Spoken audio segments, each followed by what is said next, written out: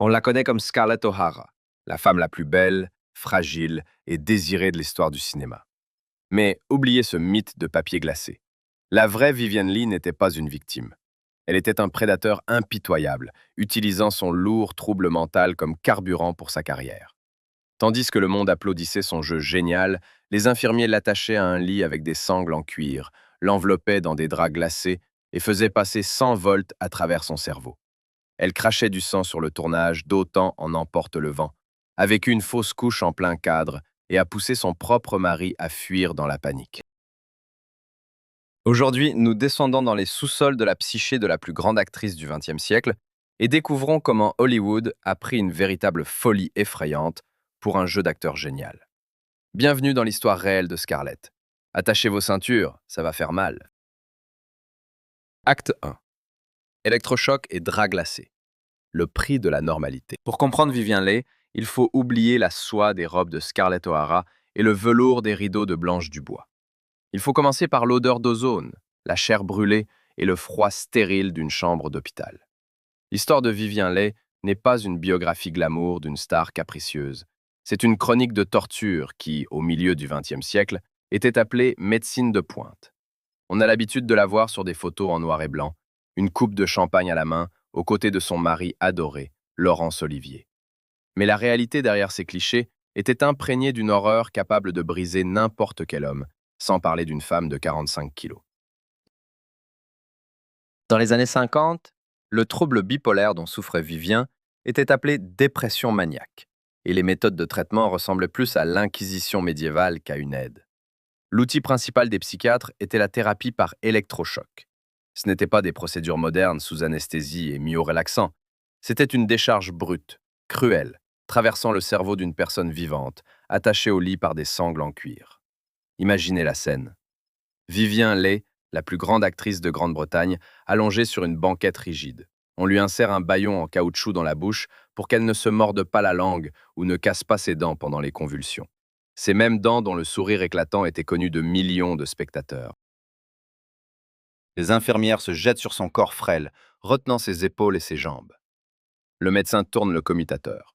70, parfois 100 volts traversent ses tempes. Le corps se cambre.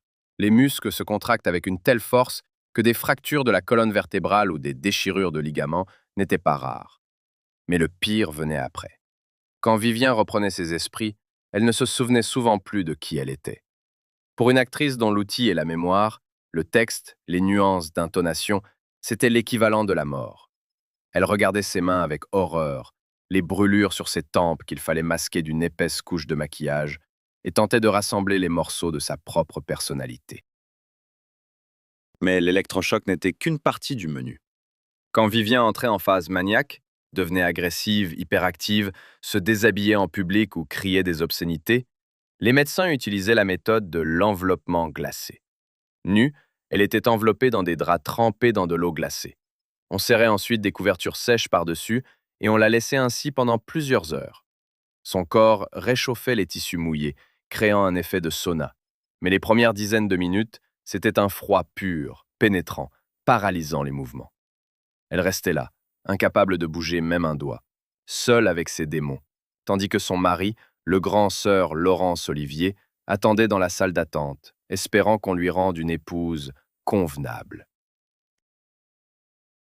Le plus étonnant dans cette histoire n'est pas la cruauté des médecins, mais la réaction de Vivien elle-même. Toute autre personne, après un tel traitement, serait devenue un légume ou aurait renoncé à jamais à la vie publique. Vivien Leigh faisait l'impossible. Le matin, elle pouvait crier de douleur dans son cocon glacé, et le soir du même jour, être sur scène à West End, récitant les monologues les plus complexes de Shakespeare. Elle utilisait sa douleur comme un réservoir d'émotions. Chaque décharge électrique, chaque humiliation en clinique psychiatrique, elle les rangeait dans sa banque d'actrices, pour ensuite les ressortir sur scène. Sa force ne résidait pas dans le fait qu'elle évitait la folie, mais qu'elle avait appris à exister dans deux mondes à la fois, celui des infirmiers et celui des rois. Lady Olivier, à une réception royale et la patiente en clinique, c'était la même personne, maintenue de ne pas se désintégrer que par un effort de volonté monstrueux. Mais d'où venait cette volonté d'acier? Ce mécanisme d'autodestruction n'est pas né de rien, Il a été enclenché bien avant les premières crises de la maladie. Pour comprendre comment elle survivait dans cet enfer, il faut revenir en arrière, au moment où une actrice anglaise inconnue a décidé qu'elle avait droit au rôle le plus convoité de l'histoire d'Hollywood. Ce n'était pas de la chance, c'était une chasse. Acte 2. Chasse à Scarlett. Prédateur en velours. Dans l'histoire du cinéma mondial, il existe un mythe enchanteur, presque digne de Disney, sur la manière dont Vivien Leigh a obtenu le rôle de Scarlett O'Hara. La légende raconte qu'une jeune beauté anglaise, inconnue de tous, s'est retrouvée par hasard sur un plateau de tournage à Hollywood, où les décors d'Atlanta étaient en flammes. Le producteur David Selznick, épuisé par de longues recherches, aurait vu des reflets de feu dans ses yeux verts et s'exclama « Voilà ma Scarlett !» C'est un mensonge qui insulte l'intelligence de Vivien Leigh. Accepter cette version, c'est la réduire au rang de figurante chanceuse. La réalité était bien plus dure. Ce n'était pas un coup de chance, mais une opération militaire brillamment planifiée, menée par une femme dont les ambitions auraient fait trembler Napoléon lui-même. Quand Vivien a posé le pied sur le sol américain, la chasse à Scarlett n'était pas simplement un casting, mais une hystérie nationale aux États-Unis. David Selznick avait dépensé 50 000 $, une somme astronomique pour la fin des années 30, rien que pour les essais. Il avait visionné 1400 candidates, les meilleures actrices d'Hollywood, de la féroce Betty Davis à l'intellectuelle Katharine Hepburn, en passant par la sensuelle Paulette Goddard, se battaient à mort pour ce contrat. Les journaux publiaient quotidiennement des rapports de ce front. Et dans ce club fermé, où les requins du show business se déchiraient, Vivien Leigh est entrée. Pas comme une victime, mais comme un prédateur de haut rang, déguisé en fragile lady. Encore à Londres, à des milliers de kilomètres d'Hollywood, Vivien avait lu le roman de Margaret Mitchell. Tandis que ses agents et amis se moquaient de l'idée qu'une Anglaise puisse incarner le symbole du Sud-Américain, elle avait déjà pris sa décision. Elle a dit à un journaliste avec un calme inquiétant « Larry ne jouera pas Red Butler, mais moi, je jouerai Scarlett O'Hara. Attendez et voyez. » Ce n'était pas un rêve, c'était un plan d'affaires. Elle savait que Laurence Olivier partait à Hollywood pour tourner Les Hauts de Hurlevent. Elle a utilisé sa passion pour lui comme couverture parfaite pour son objectif principal. Officiellement, elle se rendait auprès de l'homme qu'elle aimait, mais en réalité, elle partait à la conquête du rôle. Vivien comprenait qu'une attaque frontale par des essais standards pour une Britannique inconnue était vouée à l'échec. Elle a donc choisi la stratégie du cheval de Troie. Elle a engagé un agent américain, Myron Selznick, le frère du producteur David Selznick. Elle savait que les liens du sang et l'accès direct faisaient tout. La nuit où la scène de l'incendie d'Atlanta a été tournée, le 10 décembre 1938, elle ne se promenait pas par hasard à proximité. Elle s'était habillée pour maximiser le contraste avec le chaos flamboyant. Robe noire, coiffure impeccable, peau éclatante. Elle savait où se placer pour que la lumière la mette en valeur. Quand Myron Selznick l'a présentée à son frère, en disant la phrase légendaire « David, je veux te présenter ta Scarlett », c'était la fin d'une partie d'échecs. David Selznick n'a pas vu simplement une belle femme. Il a vu une actrice déjà dans le rôle. Vivien ne jouait pas les modestes. Elle regardait les décors en feu avec le même éclat avide et possessif que Scarlett regardait Tara. Elle a surpassé 1500 Américaines sur leur propre terrain, utilisant un flegme purement anglais et un calcul impeccable. Obtenir ce rôle était la preuve de son talent principal, souvent négligé par les biographes, sa capacité à soumettre la réalité à sa volonté. Elle n'a pas demandé sa chance, elle l'a créée. Elle a appris le rôle, maîtrisé l'accent du Sud, qui pour une Britannique est un cauchemar phonétique, et visualisé son succès avec une telle force que les producteurs n'avaient tout simplement pas le choix. C'était une victoire du contrôle total de soi et de la manipulation. Hollywood pensait avoir trouvé une nouvelle étoile, mais en réalité, c'est Vivien Leigh qui a trouvé Hollywood et l'a fait travailler pour elle. Mais d'où vient, chez cette jeune femme élevée sous les strictes règles d'un couvent catholique, cette poigne de fer? Où a-t-elle appris à croire en son exceptionnalité au point de convaincre le monde entier? La réponse se trouve dans son enfance, dans un serment particulier, fait par une petite fille qui a décidé que le mot « non » n'existerait pas pour elle. Acte 3. Le serment de la petite fille. Genèse du perfectionnisme. Pour saisir la nature du caractère d'acier de Vivien Leigh, il faut oublier les clichés romantiques sur la nature créative, qui flotte dans les nuages. Les fondations de sa personnalité ne se sont pas construites dans des clubs de théâtre, mais dans un lieu ressemblant plus à une caserne pour jeunes filles de bonne famille qu'à une école d'art. Son obsession pour la perfection n'est pas un caprice de star, mais un mécanisme de défense, forgé par une enfance solitaire, arrachée à 6 ans de l'Inde coloniale chaleureuse pour être plongée dans l'Angleterre grise et pluvieuse. Vivienne Mary Hartley, le vrai nom de l'actrice, a été envoyée par ses parents au couvent du Sacré-Cœur à Roehampton, un établissement catholique élitiste mais austère. Ici, on ne tolérait ni larmes, ni faiblesse, ni plainte. On y enseignait la discipline, le contrôle de soi et le service d'un but supérieur. Pour la petite Viviane, laissée par ses parents, qui étaient retournés en Inde mener une vie mondaine, le couvent est devenu un terrain de survie. Elle a vite compris, pour ne pas être écrasée par la nostalgie et les nonnes sévères, il fallait être irréprochable. Il fallait être la meilleure. Imaginez la scène. 1920, de longs couloirs froids, l'odeur de l'encens et de la cire. Une petite fille aux yeux immenses se tient au garde à vous.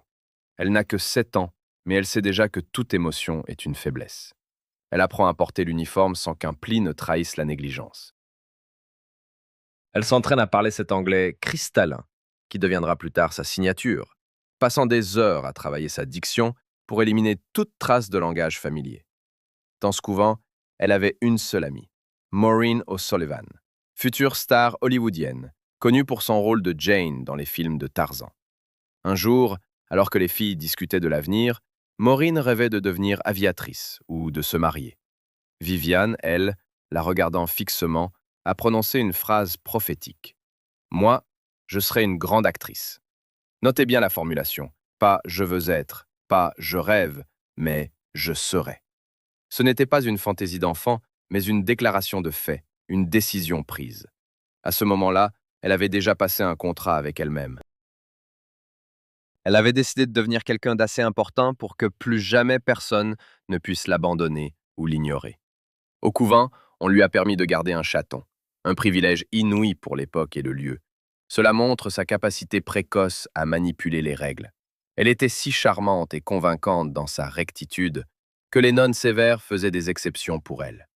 Mais derrière ce masque d'élève modèle se cachait une exigence monstrueuse envers elle-même. Si elle jouait du violoncelle, elle devait être la meilleure.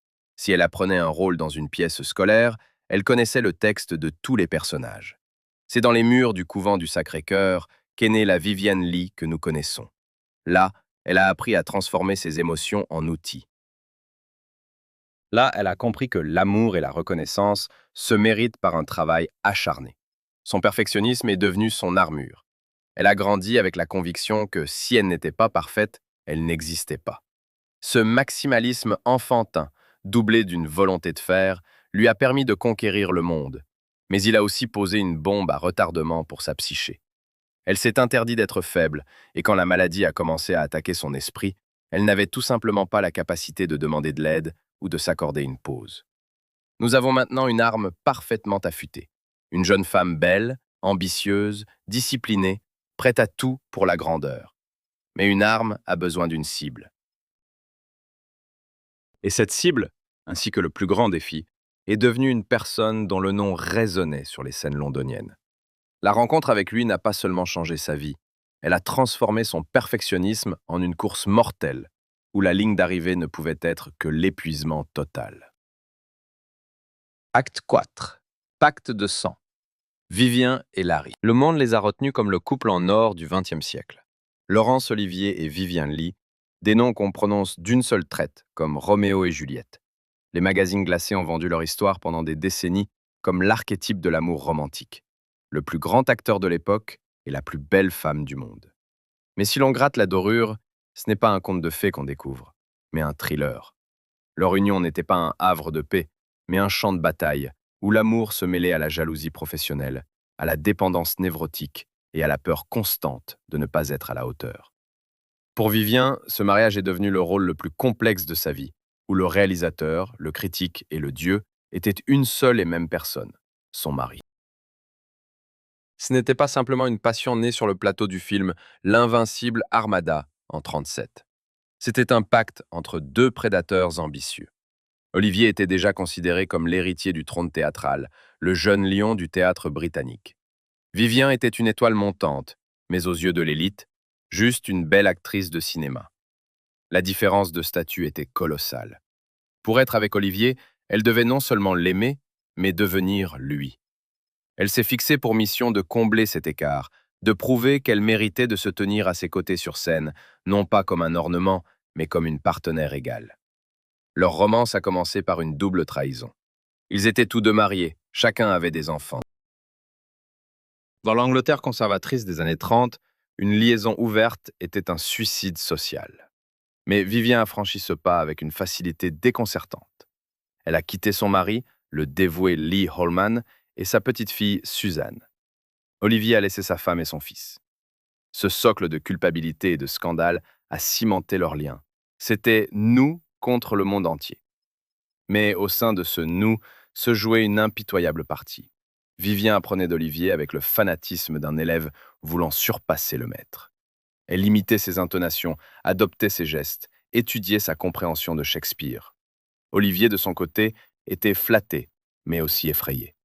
Il avait créé un Pygmalion qui commençait à prendre vie et à exiger reconnaissance. Un épisode marquant fut leur mise en scène commune de Hamlet à Elsinore. La pluie inondait la scène ouverte. Les organisateurs étaient en panique.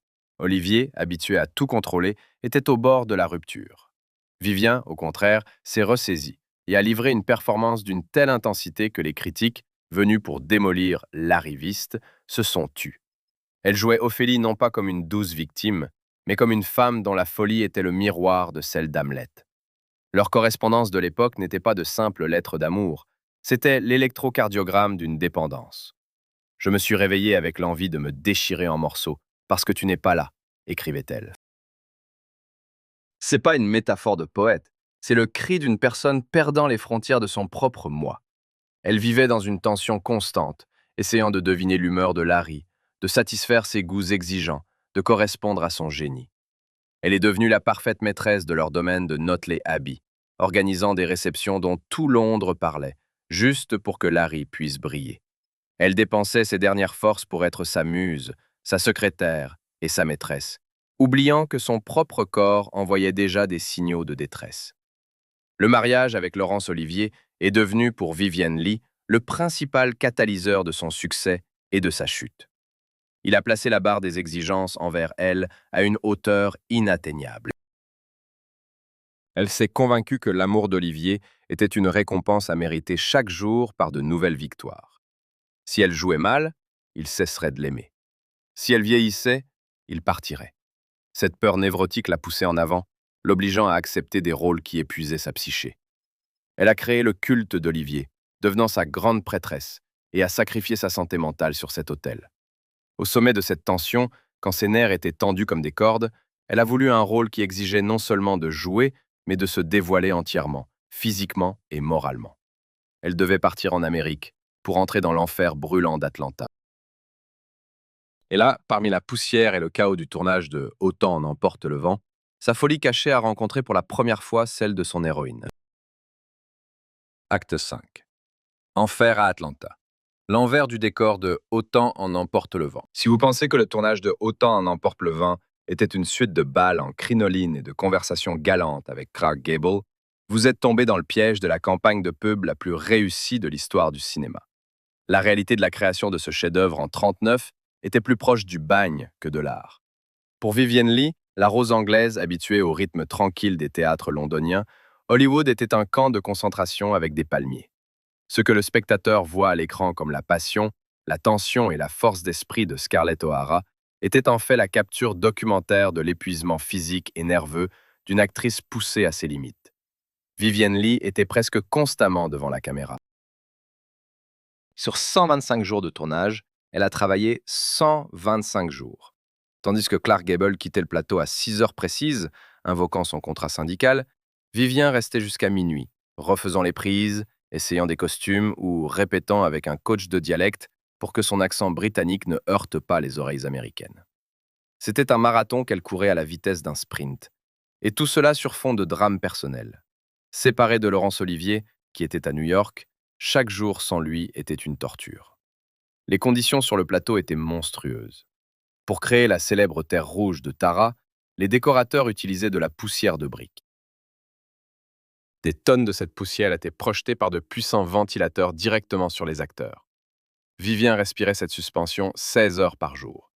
À la fin de chaque journée de tournage, elle crachait une glaire rouge. Cette terre de Tara apportait le premier coup sérieux à ses poumons, préparant le terrain pour la tuberculose qui la tuera 30 ans plus tard. La pression psychologique n'était pas moindre que la physique. Au milieu du tournage, le producteur David Selznick a viré le réalisateur Georges Cukor, le seul qui comprenait Vivien et l'aidait à construire le subtil dessin de son rôle. À sa place est venu Victor Fleming, un professionnel brut et cynique, ami de Clark Gable, qui considérait le scénario comme des bêtises de femmes. Quand Vivienne essayait de discuter de la motivation de Scarlett ou des nuances d'une scène, Fleming pouvait jeter le scénario et hurler. Miss Lee, mettez ce scénario où je pense et jouez simplement. Elle le détestait. Elle détestait Hollywood. Elle détestait ses robes, qui pesaient 5 à 7 kilos et serraient sa taille à 45 centimètres sous une chaleur de 40 degrés sous les projecteurs. Dans ses lettres à Olivier, elle écrivait « Je vis dans un asile. Je déteste tourner des films. » Mais c'est ici que son génie de convertir la souffrance en art s'est manifesté. La célèbre scène où Scarlett jure de ne plus jamais avoir faim a été jouée avec la pure rage de Viviane elle-même. Elle n'avait pas besoin de simuler le désespoir et la détermination à mordre le destin à la gorge. Elle ressentait exactement cela envers les producteurs et le réalisateur. Ses crises dans le cadre étaient réelles. Ses larmes étaient des larmes d'impuissance. Olivier était son Ashley Wilkes, un rêve inaccessible pour lequel elle endurait cet enfer. L'Oscar qu'elle a reçu pour ce rôle n'est pas une récompense pour le talent d'actrice au sens classique, c'est une médaille pour bravoure. Vivien Leigh n'a pas joué Scarlett, elle a vécu sa guerre.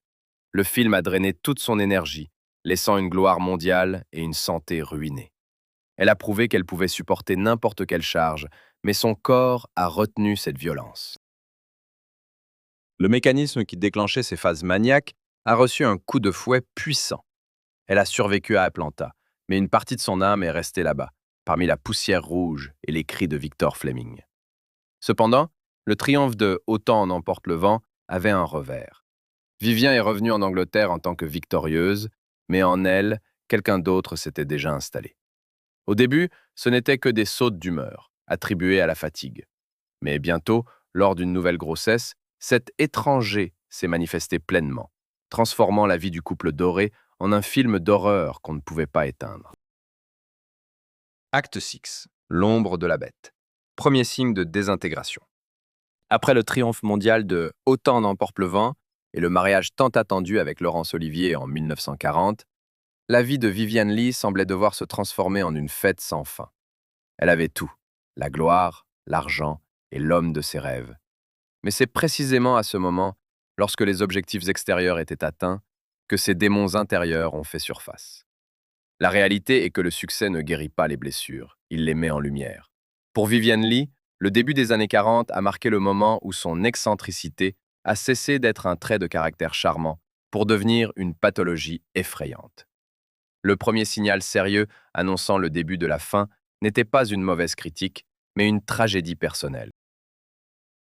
Vivien est tombée enceinte d'Olivier. Cet enfant devait être l'incarnation vivante de leur grand amour, le point final de la création d'une famille parfaite. Mais il y a eu une fausse couche. La douleur physique et le déséquilibre hormonal ont déclenché un trouble bipolaire latent. C'est alors que Laurence Olivier a vu pour la première fois ce que Vivien appelait l'étranger. Cela arrivait soudainement, comme un interrupteur qui s'inverse. Elle était juste là, douce et spirituelle, l'âme de la fête, et soudain son visage changeait. Ses yeux devenaient vitreux, sa voix se durcissait, presque masculine. Elle se mettait à crier sur son mari, l'accusant de péchés imaginaires, pouvait se jeter sur lui avec les poings ou se griffer le visage. Un de ces épisodes s'est produit en coulisses. Vivien, sans raison apparente, a commencé à pleurer hystériquement, puis s'est jeté sur Olivier avec une telle fureur qu'il a dû la retenir physiquement pour qu'elle ne se blesse pas elle-même ou lui. 1 heure plus tard, quand la crise était passée, elle le regardait avec une incompréhension sincère, demandant ce qui s'était passé. Elle ne se souvenait pas de son agressivité. Pour elle, c'était une chute dans le vide, un trou noir. Elle a donné un nom à cet état, l'étranger.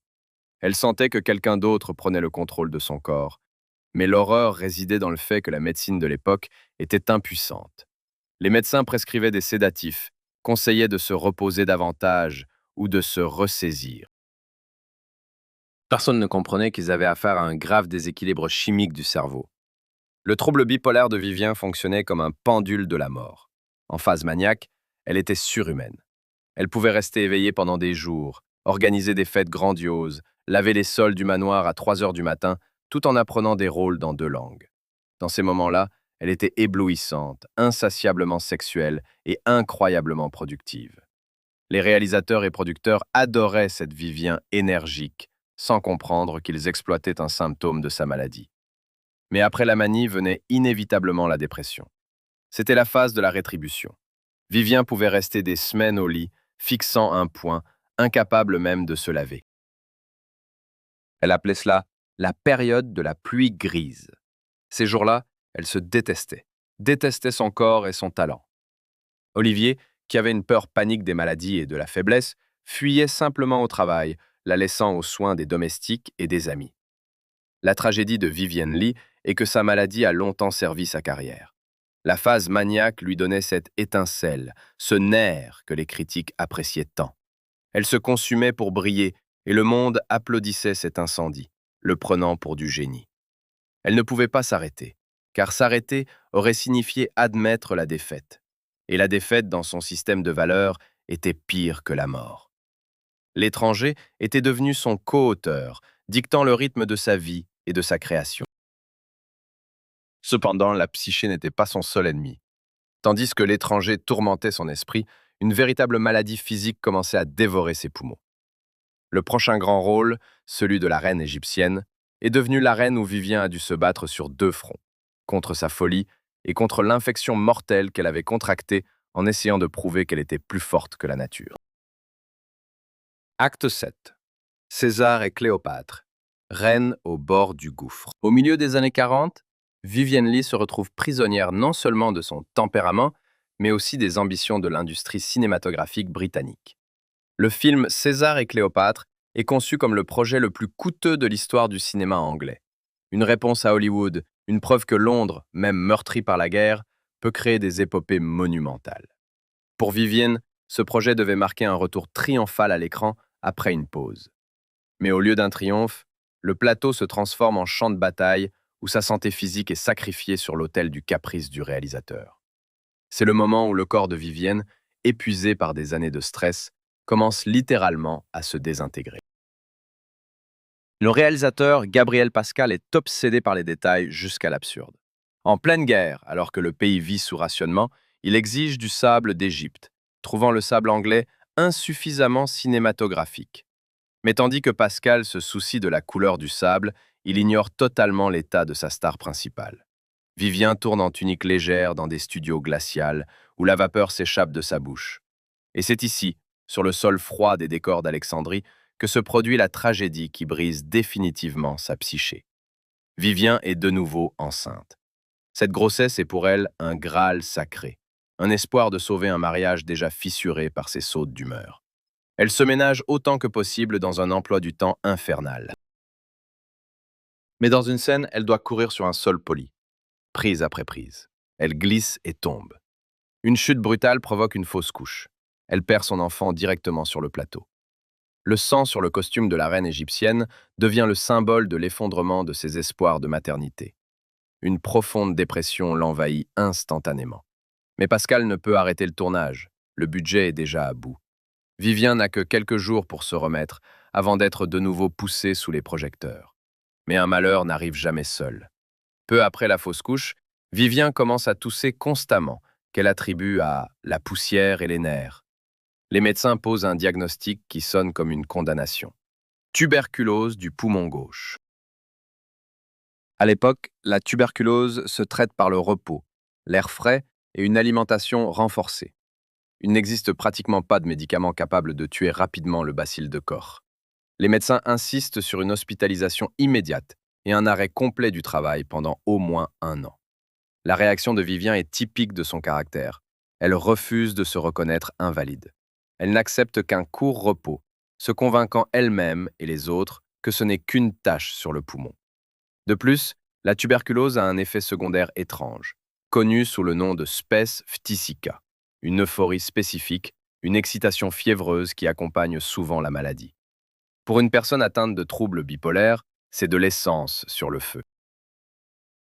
Les toxines de la tuberculose amplifient sa phase maniaque. Elle ressent un regain de force, qui n'est en réalité que l'agonie de son corps. César et Cléopâtre sort sur les écrans et échoue au box-office, ne couvrant pas son budget colossal. Mais le prix payé par Vivien est incommensurable avec l'argent. Elle perd un enfant, contracte une maladie mortelle et finit par croire que son corps est un ennemi à soumettre par la volonté. Elle apprend à jouer la coquette Cléopâtre de 16 ans, mourant intérieurement de chagrin et d'infection. Cette expérience lui enseigne une terrible leçon. Le spectacle doit continuer, même si l'actrice principale crache du sang. On pourrait penser qu'après un tel coup, il faut se retirer dans l'ombre. Mais Vivian Lee ne s'est pas reculée. Elle doit prouver au monde qu'elle n'est pas juste une belle image ou l'épouse d'Olivier. Elle a besoin d'un défi, et ce défi vient sous la forme d'une pièce d'un dramaturge américain alors peu connu, Tennessee Williams. Un rôle que tous considèrent comme sale et immoral devient pour elle un aimant. Elle ne sait pas encore que ce rôle, Blanche Dubois, deviendra son miroir, dans lequel il sera effrayant de se regarder. Acte 8. Un tramway nommé Désir, première londonienne et critique. En 1949, le West End de Londres est un bastion du snobisme masculin. Les critiques de théâtre, bien installés dans leur loge, voient Vivian Lee comme une poupée de porcelaine qui a bien épousé un génie. Quand la nouvelle tombe que Laurence Olivier monte la pièce scandaleuse de Tennessee Williams, un tramway nommé Désir, et confie le rôle principal à sa femme, le Londres littéraire explose de scepticisme. La pièce est crue, brutale, pleine de sous-entendus sur la nymphomanie, l'homosexualité et le viol. C'est une œuvre sur la réalité moite et collante de la Nouvelle-Orléans. Et c'est dans cet enfer que Vivian Lee, icône de style et d'élégance, s'apprête à plonger. Les critiques affûtent leurs plumes, anticipant l'échec de la dame qui va tenter de jouer une prostituée. Pour Vivien, le rôle de Blanche Dubois n'est pas juste un travail de plus, c'est un défi à toute son essence. Blanche, c'est une beauté du Sud fanée, cachant débauche et liaisons désordonnées derrière un vernis de manières aristocratiques, s'éteignant lentement mais sûrement dans la folie. Le paradoxe, c'est que les critiques écrivent « Vivian Lee est trop belle et équilibrée pour ce rôle ». Ils sont aveugles. Ils ignorent qu'en réalité, Vivien vit déjà dans cet enfer décrit par Williams. Elle ne joue pas la folie, elle la libère. Ce rôle devient pour elle un moyen légal de laisser ses démons s'exprimer sur scène, sans craindre les infirmiers. Le principal bourreau de Vivien est le critique influent Kenneth Tynan. Dans ses critiques, il la démolit littéralement, qualifiant son interprétation d'artificielle et la comparant à une petite souris essayant de rugir comme un lion. Il affirme qu'une lady anglaise ne peut physiquement comprendre cette langueur animale et cette saleté dont Blanche est faite. Ces mots la blessent plus que la douleur physique. Vivien est obsédée par l'opinion de la presse. Elle découpe ses articles dévastateurs, les relit encore et encore, mémorisant chaque insulte. Au lieu de céder, elle décide de prouver le contraire par l'autotorture. La pièce se joue pendant 9 mois. 326 fois, elle monte sur la scène du théâtre Aldwych. 326 fois, son héroïne est humiliée, battue et violée, même si c'est scénique, à la fin. 326 fois, elle sombre dans la folie sous les yeux du public. Elle modifie sa voix, y ajoutant des notes hystériques et stridentes qui irritent tant les critiques, mais conviennent parfaitement au personnage. Elle cesse de dormir pour que ses yeux soient rouges et enflammés, son visage gris de fatigue. Elle s'épuise volontairement. Ses collègues de scène se souviennent qu'en coulisses, Vivien tremblait souvent de petits frissons impossibles à calmer. Elle s'immerge si profondément dans la psychologie de Blanche qu'elle commence à perdre ses repères temporels et spatiaux. Dans sa loge, elle peut parler pendant des heures avec l'accent de son personnage, exigeant qu'on s'adresse à elle comme à Miss Dubois. Olivier, qui est le metteur en scène, voit ce qui se passe, mais comme toujours, place le succès du spectacle au-dessus de la santé de sa femme. Il exige d'elle plus de nerfs, et elle lui donne ce nerf, le découpant dans sa propre psyché. La mise en scène londonienne devient un succès commercial, malgré le venin des critiques. Le public quitte la salle dans un silence de mort, bouleversé par cette énergie de décomposition que transmet cette femme frêle. Vivian Lee a vaincu les sceptiques, mais a perdu la guerre pour sa propre raison. 9 mois d'immersion quotidienne dans la folie ont brouillé la frontière entre réalité et fiction. Blanche Dubois a cessé d'être un rôle. Elle est devenue un parasite, installé dans le corps de l'actrice. Cependant, la scène théâtrale n'était qu'un échauffement. La véritable épreuve l'attendait. Hollywood a décidé d'adapter la pièce au cinéma et Vivian est invitée à Los Angeles. Là-bas, elle ne trouvera pas le théâtre britannique lisse, mais une confrontation avec une nouvelle force sauvage qui bouleversera la conception du jeu d'acteur. Son partenaire devait être le jeune Marlon Brando, un homme qui ne jouait pas, mais vivait à l'écran, et dont l'énergie animale menaçait d'écraser la technique raffinée de Vivian. Acte 9. Oscar pour la folie. L'adaptation de Un tramway nommé Désir. En 1950, quand Vivian Lee débarque à Hollywood pour tourner la version cinématographique de Un tramway nommé Désir, elle entre dans un univers hostile, miroir parfait de l'intrigue de la pièce. Le réalisateur Elia Kazan a réuni tout le casting original de Broadway. Marlon Brando, Kim Hunter, Karl Malden, tous adeptes de la méthode, cette nouvelle école de jeu basée sur l'immersion psychologique et l'improvisation. Ils forment une famille, une bande, un organisme uni. Et au milieu de cette tribu de sauvages, on jette Vivian Lee, une lady britannique guindée, étrangère, représentante de la vieille école. Kazan l'a fait exprès. Il savait que l'isolement de l'actrice sur le plateau créerait cette chimie de rejet nécessaire pour le rôle de Blanche Dubois. C'était la collision de deux galaxies. D'un côté, Marlon Brando, en sueur, grognant, se grattant à l'écran, imprévisible comme un animal sauvage. De l'autre, Vivian Lee, dont la technique est d'une précision chirurgicale, la diction impeccable, chaque geste calculé au millimètre. Brando méprisait son artificialité, elle craignait sa saleté. Mais c'est ce conflit qui a créé à l'écran une électricité dont les étincelles volent encore. Vivienne n'avait pas besoin de jouer la peur face à Stanley Kowalski. Elle avait réellement peur de Brando et du chaos qu'il incarnait. Elia Kazan, manipulateur de génie, a utilisé l'instabilité mentale de Vivienne comme un outil. Plus tard, il remarquera cyniquement, elle avait un petit talent, mais un immense désir de survivre. Il voyait que l'actrice était au bord de la crise nerveuse, et au lieu de lui offrir un répit, il la poussait vers le précipice. Vivian Lee n'apportait pas seulement son talent sur le plateau, mais aussi sa maladie. La nymphomanie de Blanche Dubois faisait écho à l'hypersexualité de Vivienne en phase maniaque. La peur de Blanche de faner et vieillir était le cauchemar principal de Vivienne, qui avait déjà 37 ans, un âge critique pour une actrice de l'époque. Dans la célèbre scène de l'ampoule, où Blanche hurle de terreur quand Stanley arrache l'abat-jour en papier, révélant une lumière crue, Vivienne ne jouait pas. Pour elle, femme obsédée par son apparence, la lumière vive était un ennemi. Elle avait aménagé l'éclairage de sa maison pour toujours rester dans une pénombre, dissimulant rides et signes de fatigue. Brando, en arrachant l'abat-jour, lui arrachait littéralement la peau. À chaque prise, elle perdait un peu plus le contact avec la réalité. Elle n'était plus Vivian Lee, l'épouse de Sir Laurence Olivier. Elle était devenue Blanche, une femme seule, s'éteignant dans l'oubli que le monde mâchait et recrachait. Plus tard, elle dira une phrase effrayante. Pendant 9 mois, j'ai été Blanche Dubois, et elle me contrôle encore. Après le coupé, elle ne pouvait souvent pas sortir de son personnage, continuant à parler avec un accent du Sud et demandant qu'on lui serve un peu de whisky pour calmer ses nerfs.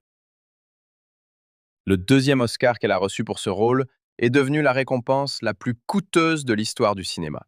Les académiciens ne l'ont pas récompensée pour son jeu d'actrice, mais pour un crucifiement public. Elle a sacrifié sa raison à ce rôle. Le film est devenu un témoignage documentaire de la façon dont une femme atteinte de troubles bipolaires sombre dans la folie sous l'œil des caméras.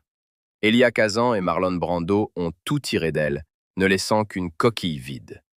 Blanche Dubois, à la fin de la pièce, part pour l'asile, comptant sur la bonté des inconnus. Vivian Lee, après le tournage, est allée directement en clinique, où l'attendaient électrochocs et draps glacés. Mais même après un tel épuisement, la machine du show business ne comptait pas la lâcher. Vivian, à peine remise, a signé pour tourner dans le blockbuster exotique La piste des éléphants. Elle devait s'envoler pour Ceylan, dans les tropiques étouffants. Et là, loin de la civilisation et des médecins, sous une chaleur qui faisait fondre le cerveau, sa psyché a déclenché une révolte impossible à masquer, ni par le maquillage, ni par le talent. Ce n'était plus une crise créative, mais une catastrophe à grande échelle. Acte 10.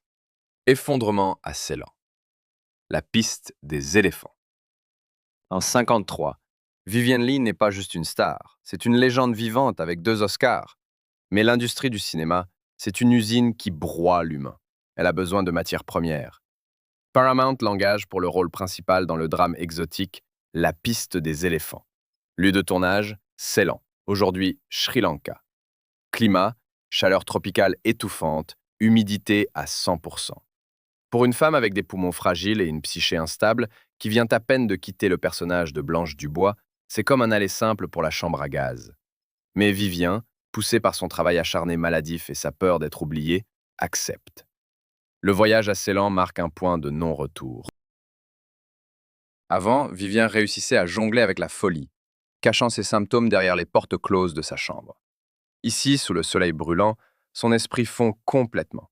Ce n'est pas une crise de nerfs, comme les journaux le disent délicatement, c'est une psychose totale, avec hallucinations, paranoïa, perte d'identité. Le plateau devient un asile de douleur. La star ne distingue plus l'acteur de son mari, ni le scénario de la réalité. Son partenaire à l'écran est l'Australien Peter Finch. Lui aussi a la réputation d'être tempétueux, porté sur l'alcool. Au lieu de se soutenir, ils deviennent catalyseurs de folie. Leur relation n'est pas une romance, mais une liaison fiévreuse, maladive, de 2 âmes en chute libre. Vivien ne dort plus. La nuit tropicale, elle erre dans l'hôtel, parle aux ombres, récite des monologues de un tramway nommé Désir, confond les noms des personnages. En phase maniaque, elle exige sexe, alcool, attention, devient agressive si on lui refuse. Le moment le plus terrifiant survient en plein tournage. Vivien, en robe somptueuse, les yeux vides. Quand le réalisateur crie « Action !», elle appelle Peter Finch « Larry ». Elle croit sincèrement que c'est son mari. Quand on la corrige, elle entre en rage, hurle qu'on la trompe, qu'on l'espionne. Elle voit des visages démoniaques dans le feuillage des jungles. La situation dégénère quand elle refuse de monter dans l'avion pour retourner à Hollywood. Elle pense que l'avion est un piège. On doit la gaver de tranquillisants pour la transporter. Pendant le vol, quand les médicaments s'estompent, elle tente de se déshabiller et de sauter par le hublot. Les hôtesses et accompagnateurs doivent la retenir physiquement. Elle se débat en convulsions sur le sol de la première classe. À Los Angeles, ce n'est pas un triomphe qui l'attend, mais des infirmiers. Le studio prend une décision froide et commerciale. Vivien Leigh est licenciée. Toutes ces scènes sont coupées, retournées. Elizabeth Taylor, jeune et prometteuse, prend sa place. Pour Vivienne, c'est l'effacement de son être. Son travail, sa souffrance sous la chaleur, son jeu, tout est détruit, comme une pellicule défectueuse. Dans le film, il ne reste que quelques plans de dos, visage invisible, traces fantomatiques de l'actrice qui a sacrifié sa santé pour ce rôle. La piste des éléphants signe la fin officielle de la carrière de Vivien Leigh en tant que star hollywoodienne. Les producteurs, qui hier encore la portaient au nu, apposent sur son dossier la mention « inapte ». Des assurances refusent de couvrir les projets avec elle. Le mythe de la grande actrice se brise sur un diagnostic médical. Elle rentre en Angleterre, non pas en victorieuse, mais en patiente à cacher des regards. Mais le coup le plus dur l'attend chez elle. Laurence Olivier, son dieu, son Larry, pour qui elle vivait et respirait, l'accueille à l'aéroport. Mais dans ses yeux, il n'y a plus d'adoration. Juste de la peur et de la fatigue. Il voit en quoi sa muse s'est transformée et comprend qu'il ne peut plus, ne veut plus, porter cette croix. Pendant que Vivien lutte contre ses démons en clinique, il prépare un plan d'évasion qui la détruira plus sûrement que n'importe quel échec au cinéma. Acte 11. Trahison divine, divorce avec Olivier. Pour le monde entier, le divorce de sœur Laurence Olivier et Lady Vivien Leigh en 60 était un choc, comparable à l'abdication d'un roi. Mais pour Vivien, ce n'était pas juste une séparation légale, c'était l'effondrement d'une religion, dont elle avait été la seule fidèle pendant 20 ans. Olivier n'était pas juste un mari, il était son Pygmalion, son partenaire de scène, son repère et, en fin de compte, sa seule encre dans la réalité. Perdre Larry, c'était perdre son reflet dans le miroir. Laurence Olivier n'est pas parti par manque d'amour. Il est parti pour survivre. Les années passées avec une épouse maniaco-dépressive, dont les crises devenaient de plus en plus effrayantes et publiques, l'avaient épuisé. Il sentait que sa folie était contagieuse, qu'elle l'entraînait, lui, le plus grand acteur de Grande-Bretagne, vers le fond. C'était un acte de préservation cruel, mais nécessaire. Il a choisi un havre de paix. La jeune actrice Joanne Plowright, l'opposé total de Vivien. Terre à terre, stable, normal. Pour Vivien, ce choix était une double insulte. Elle n'était pas remplacée par plus belle ou plus talentueuse, mais par ennuyeuse, mais sûre. Le processus de rupture fut douloureux et long. Olivier, homme fuyant les conflits, hésitait à lui dire la vérité en face. Il écrivait des lettres. Dans l'une d'elles, envoyée alors que Vivien était dans une énième clinique, tentant de se reconstruire, il demandait sa liberté. La réaction de Vivienne Lee à cette trahison, car c'est ainsi qu'elle l'apercevait, mérite une place à part dans l'histoire du stoïcisme. Elle n'a pas fait de scandale dans la presse. Elle n'a pas sali son mari, bien qu'elle connaisse ses infidélités et faiblesses suffisamment pour détruire sa réputation. Elle a encaissé le coup avec une dignité royale. Le jour de l'annonce du divorce, les journalistes ont assiégé sa maison. Elle est sortie impeccablement vêtue, avec un maquillage parfait cachant ses yeux rougis, et a simplement dit « Lady Olivier souhaite à Sœur Laurence bonheur ». Elle a continué à utiliser le titre Lady Olivier jusqu'à la fin de ses jours. Sur sa table de chevet, une photo de Larry restait toujours. Même en signant des chèques et documents, elle utilisait son nom, comme si elle refusait d'admettre que leur union n'existait plus. Mais derrière les portes closes, c'était l'enfer. Elle lui écrivait des lettres qu'elle n'envoyait jamais. Elle appelait des amis communs au milieu de la nuit, demandant comment il allait, ce qu'il mangeait, s'il était heureux. Son amour s'était transformé en douleur fantôme, comme un membre amputé. Elle savait qu'il était heureux avec sa nouvelle femme et les enfants qu'elle n'avait pu lui donner, et cette connaissance la tuait plus lentement et sûrement que la tuberculose. Le divorce avec Olivier fut la preuve ultime que la vie réelle de Vivienne Lee était plus tragique que n'importe quel rôle qu'elle avait joué. Blanche Dubois avait perdu le domaine rêve. Vivienne Lee avait perdu l'homme rêve. Mais, contrairement à Blanche, elle ne s'est pas laissée emmener sans se battre. Seule, dans une immense maison vide, avec un diagnostic qui mettait fin à sa carrière et un cœur brisé, elle a pris une décision qui a stupéfié tout le monde. Elle n'est pas allée mourir.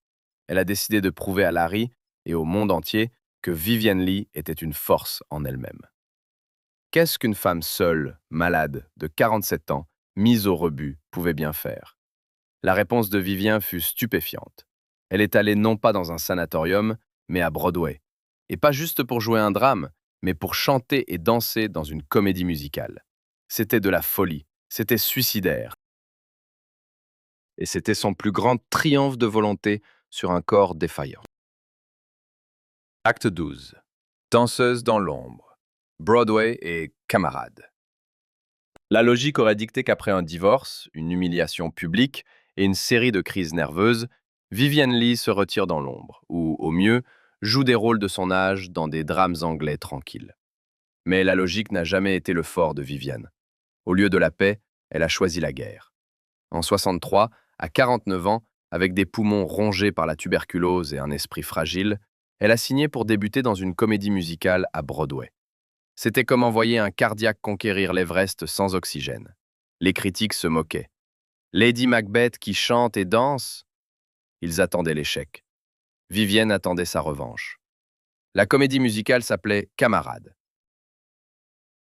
Vivienne incarnait la grande duchesse Tatiana Petrovna, obligée de travailler comme femme de chambre à Paris. C'était une comédie légère et pétillante, exigeant de l'actrice non pas une profondeur émotionnelle, mais une endurance physique d'athlète olympique. Chanter, danser, changer de costume à toute vitesse, 8 spectacles par semaine. Vivienne Lee a défié Broadway sur son propre terrain. Et elle a gagné. Elle a remporté le Tony Award de la meilleure actrice dans une comédie musicale, surpassant des chanteuses et danseuses professionnelles de 20 ans ses cadettes. Le numéro central du spectacle était un Charleston endiablé. Imaginez la scène. Vivien dans une robe perlée, rayonnante, avec un sourire éclatant, frappant le sol d'un rythme effréné, balançant les bras, tournoyant à un tempo qui coupait le souffle aux jeunes danseurs du corps de ballet. La salle rugissait d'enthousiasme. Les spectateurs voyaient l'énergie, la jeunesse, l'audace. Mais la réalité en coulisses ressemblait à une salle de réanimation. Chaque performance lui coûtait une infime partie de sa vie. Pendant les entr'actes, elle s'allongeait souvent sur un canapé dans la loge, haletante, le visage gris, couvert de sueur froide. Les costumiers la relevaient littéralement, refaisaient son maquillage, lui injectaient un mélange de vitamines et de stimulants, et au signal de l'assistant metteur en scène, elle s'élançait à nouveau sur scène, affichant instantanément son célèbre sourire. Son corps était couvert de bleu à force de répétitions incessantes. Elle répétait ce Charleston avec un fanatisme tel qu'elle rendait les mouvements automatiques, pour que même à moitié évanouie, ses muscles fassent le travail. Elle s'était interdit de ressentir la douleur. Ses collègues se souvenaient d'elle comme polie et professionnelle, mais ses yeux exprimaient une telle tristesse qu'il était physiquement douloureux de les regarder. Elle ne dansait pas pour la gloire, elle dansait pour étouffer le silence de la solitude qui l'attendait à l'hôtel après le spectacle. Le Tony Award fut son dernier grand trophée. C'était une victoire de l'esprit sur la matière. Vivian Leigh a prouvé qu'elle n'était pas juste l'ex-femme d'Olivier ou l'actrice folle. Elle a montré que son talent était universel et sa volonté indomptable. Mais ce marathon a définitivement sapé son système immunitaire. La tuberculose, qui sommeillait depuis des années, a trouvé un terrain idéal pour récidiver. Elle a acheté ce triomphe au prix des dernières réserves de son organisme. Broadway applaudissait, mais son corps présentait la facture. Les crises de toux devenaient de plus en plus fréquentes, et l'étranger, dans sa tête, murmurait des pensées de plus en plus sombres. Il ne lui restait qu'un seul rôle significatif au cinéma, et par une cruelle ironie du sort, ce rôle est devenu le reflet de sa propre fin. Elle devait jouer une femme naviguant sur un bateau, sachant qu'il lui restait peu de temps à vivre, essayant de frapper la vie en plein visage une dernière fois. Acte 13. Le vaisseau des fous. Le dernier cri. En 65, Vivian Leigh est une ruine vivante. Son visage, autrefois le plus parfait du monde, porte désormais les marques de combats sans fin contre la maladie, l'alcool et l'insomnie. La plupart des actrices de son rang, dans cet état, prennent leur retraite pour rester éternellement jeunes dans la mémoire des spectateurs. Vivian fait exactement le contraire. Elle accepte un rôle dans le film de Stanley Kramer, Le vaisseau des fous. Et pas n'importe quel rôle, mais celui de Mary Treadwell, une vieille coquette amère et pathétique qui essaie de paraître jeune et achète l'amour. C'est un acte de courage incroyable. Elle accepte de montrer au monde son déclin en le transformant en une démarche artistique. Sur le plateau, tout le monde sait que quelque chose ne va pas avec Vivian. Le réalisateur Stanley Kramer avoue plus tard qu'en la regardant les premiers jours, il doutait qu'elle survive jusqu'à la fin du tournage. Elle semble fragile, comme du papier brûlé. Mais dès que la caméra tourne, cette femme mourante dégage une telle concentration de colère et de désespoir que l'équipe en reste figée. Elle ne joue pas Mary Treadwell. Elle utilise le personnage comme un réceptacle pour sa propre douleur de la perte de beauté et d'amour. Le point culminant du film est une scène où son personnage, poussé à l'hystérie par un prétendant ivre, joué par Lee Marvin, commence à le frapper avec le talon de sa chaussure. Dans le scénario, c'était écrit comme une bagarre. Dans l'interprétation de Vivian Leigh, c'est devenu une exécution publique. Elle frappe Lee Marvin pour de vrai. À chaque coup de talon aiguisé, elle déverse toute sa rage contre l'injustice du destin, la maladie, Olivier, la solitude. Son visage, à ce moment-là, n'est pas déformé par une grimace d'actrice, mais par une véritable folie.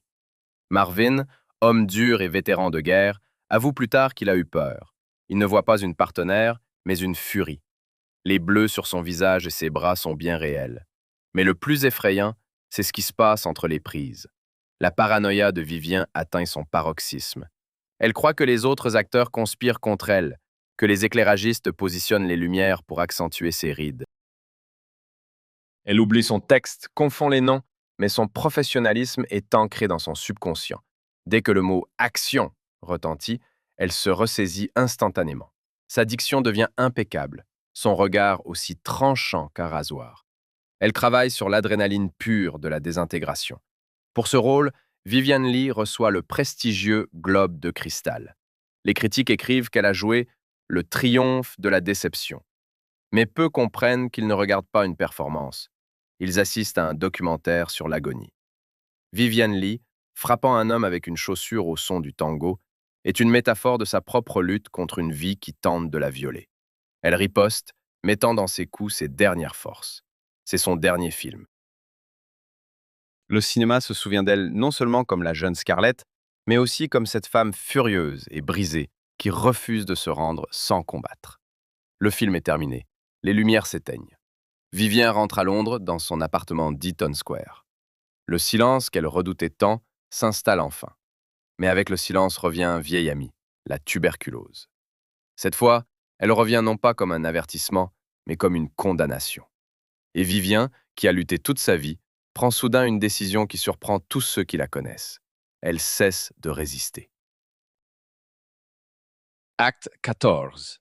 Suicide Ritual. La mort de Vivian Lee en juillet 67 est souvent décrite comme une tragique coïncidence.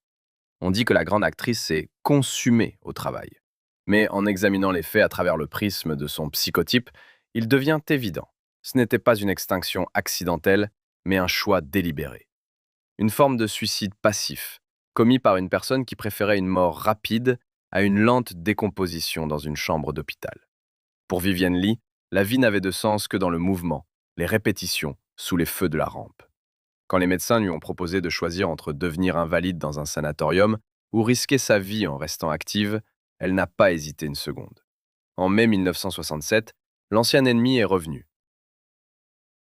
Les radios ont révélé que les 2 poumons de Vivien étaient atteints de tuberculose, avec une énorme cavité dans le gauche. La situation était critique. Les médecins insistaient pour une hospitalisation immédiate, un repos strict au lit et une isolation totale du monde extérieur pendant 6 mois, voire 1 an. Pour Vivien, qui se préparait à la première de la complexe pièce d'Edward Albee, Un équilibre délicat, cela ressemblait plus à une condamnation qu'à un traitement. Elle savait ce qu'était l'isolement. Elle se souvenait des draps glacés des cliniques psychiatriques, et elle a dit un non ferme. Elle est restée dans son appartement à Eaton Square, 54. Son fidèle compagnon des dernières années, l'acteur Jack Merrival, a tenté de créer pour elle un environnement de soins à domicile. Mais Vivien sabotait le traitement par son acharnement au travail. Elle restait alitée, entourée de scénarios, continuant à répéter le rôle d'Agnès, une femme qui perd la raison par peur. Elle fumait malgré les interdictions. Elle recevait des invités, organisait des dîners, riait et buvait du vin, bien que chaque gorgée et chaque bouffée rapprochait la faim. Ses poumons se remplissaient de liquide, respirer devenait de plus en plus difficile, mais elle refusait d'admettre la défaite. Dans son système de valeurs, une actrice n'a pas le droit d'être malade. Elle peut seulement mourir. Le 7 juillet 67, Jack Merrival est rentré chez lui après une représentation. Il a jeté un coup d'œil dans la chambre de Vivien. Elle dormait paisiblement, sa respiration était lourde, mais régulière. Il est allé à la cuisine pour réchauffer le dîner. 15 minutes plus tard, il est revenu et a vu une scène qui a marqué à jamais la mémoire du monde. Vivian Lee gisait sur le sol, face contre terre, non loin de la porte de la salle de bain. Voici ce qui s'est passé. Elle s'est réveillée en suffoquant. Le liquide dans ses poumons était monté à sa gorge. Elle a essayé de se lever pour atteindre la salle de bain, mais son corps, épuisé par des années de lutte, s'est simplement éteint. Son cœur s'est arrêté. Elle est tombée, et ce choc contre le sol a été le point final du scénario de sa vie. Elle n'avait que 53 ans. Quand les médecins ont constaté le décès, sur la table de chevet, à côté de l'inhalateur et du paquet de cigarettes, se trouvait une photo de Laurence Olivier. Même en mourant dans les bras de l'aimant Jack Merrival, elle partait rejoindre son Larry. Vivian Lee est morte comme elle a vécu, en luttant contre les limites de son propre corps. Elle a refusé de devenir patiente. Elle est partie comme une actrice en activité, qui n'a simplement pas eu le temps de monter sur scène dans un nouveau rôle. Sa mort a été le dernier acte de rébellion contre une réalité qui tentait de l'enfermer dans la cage de la maladie. Cette nuit-là, à Londres, toutes les lumières des théâtres du West End ont été éteintes pendant 1 heure entière. Ce n'était pas juste un hommage, c'était la reconnaissance qu'avec son départ, une époque de grand et féroce dévouement à l'art, qui exigeait des sacrifices humains, s'était achevée. Le corps de l'actrice a été incinéré, et ses cendres dispersées au-dessus du lac de sa maison de campagne. Mais l'histoire de Vivian Lee ne s'est pas terminée avec sa mort physique. Au contraire, c'est alors que le véritable culte a commencé à se former, un culte qui perdure encore aujourd'hui. Pourquoi, des décennies plus tard, sommes-nous toujours obsédés par cette femme? Pourquoi son image de Scarlett ou Blanche nous touche-t-elle plus que le jeu des stars modernes? La réponse ne réside pas dans sa beauté, mais dans cet héritage terrifiant de douleur qu'elle nous a laissé comme avertissement et comme don. Acte 15. Épilogue. L'héritage de la douleur. Plus d'un demi-siècle s'est écoulé depuis la mort de Vivian Lee, mais son culte ne fait que croître. Pourquoi? Le cinéma a changé au point d'être méconnaissable. Nous avons vu des milliers de visages magnifiques, des centaines d'actrices talentueuses, des dizaines de performances géniales. Mais Vivian Lee reste unique. Nous revenons à Autant en emporte le vent et un tramway nommé Désir, non par nostalgie d'un passé révolu. Nous les regardons parce que, dans un monde obsédé par les filtres, le succès à tout prix et la sécurité aseptisée, Vivian Lee nous offre un fruit défendu, la vérité absolue, non diluée, de la souffrance humaine. Le phénomène Vivian Lee, c'est qu'elle a effacé la frontière entre le jeu d'acteur et la documentation de l'âme. Les grands acteurs savent porter des masques. Vivian Lee savait s'arracher la peau. Son héritage n'est pas une collection de statuettes dorées, mais une chronique de comment un être fragile laisse passer un courant à haute tension pour illuminer l'écran. Nous l'aimons non pas parce qu'elle était belle, bien que sa beauté fût parfaite, mais parce que derrière cette beauté, il y avait toujours une fissure. C'était un glitch dans la matrice d'Hollywood, un défaut qui la rendait vivante. Regardez attentivement ces dernières photos ou les scènes de la nef des fous. Il n'y a pas de vernis. Il y a les yeux d'une personne qui a vu l'enfer et est revenue pour en parler. À une époque où les acteurs craignent de paraître laids, vieux ou faibles, Vivian Lee a fait de sa vulnérabilité son arme principale. Quand nous voyons Blanche Dubois se couvrir le visage de terreur face à la lumière vive, nous ressentons inconsciemment, ce n'est pas le système Stanislavski. C'est la peur réelle d'une femme qui perd le contrôle de son esprit. C'est du voyeurisme de haut niveau. Nous regardons sa douleur, en sécurité de notre côté de l'écran.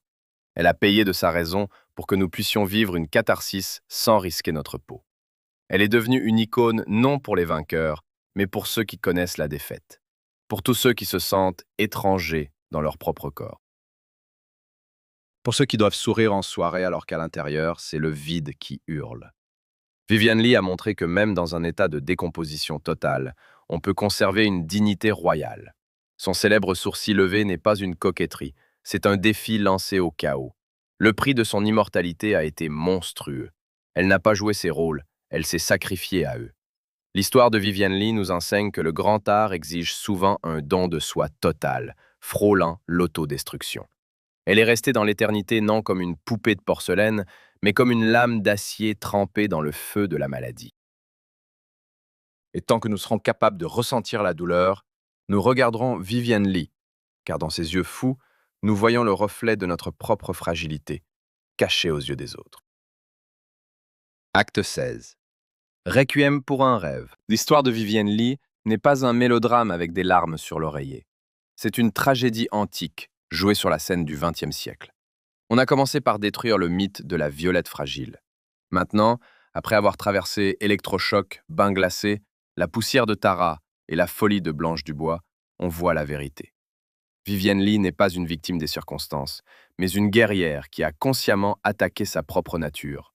Elle a transformé sa maladie en carburant.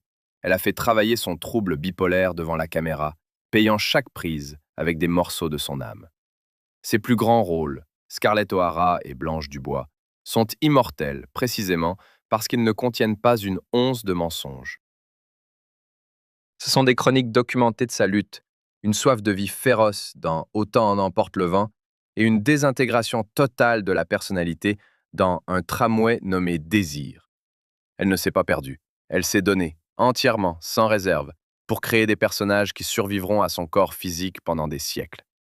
Vivian Lee est morte pour que Scarlett et Blanche puissent vivre éternellement. C'était son choix, son sacrifice et sa victoire. Nous avons vu que derrière la façade brillante de l'âge d'or d'Hollywood se cachait un broyeur de destinée. L'exemple de Vivian Lee nous apprend à regarder plus profondément. Le succès est souvent un bel emballage pour la douleur, et le génie, un effet secondaire d'une catastrophe intérieure. Sa vie nous rappelle que le contrôle total de soi et le perfectionnisme peuvent mener au sommet du monde. Mais le prix du billet pour cet Olympe est la solitude et une mort précoce. La prochaine fois que vous regardez Autant en emporte le vent, ne vous attardez pas sur les robes. Plongez dans les yeux de Vivienne Lee. Essayez d'y déceler cette force intérieure qui l'empêchait de s'éteindre dans l'oubli. Et posez-vous la question, jusqu'où iriez-vous pour atteindre votre but? Où se situe votre limite entre la passion pour votre art et l'autodestruction? Partagez dans les commentaires si vous pensez que cet art justifie une vie brisée ou si aucune performance ne vaut la perte de la raison humaine. Mais Vivienne Lee n'était pas la seule à avoir conclu un pacte avec le diable de la célébrité, troquant la raison contre l'immortalité. Il y a une autre histoire, celle d'un homme qui a emprunté le même chemin un demi-siècle plus tard. Lui aussi s'est enfermé pour créer un monstre, et ce monstre l'a entièrement dévoré. Il s'appelait Heath Ledger, et son Joker est le prolongement direct de la folie que Vivien avait commencé à incarner. Mais ça, c'est une toute autre histoire d'anatomie de la déchéance d'un acteur.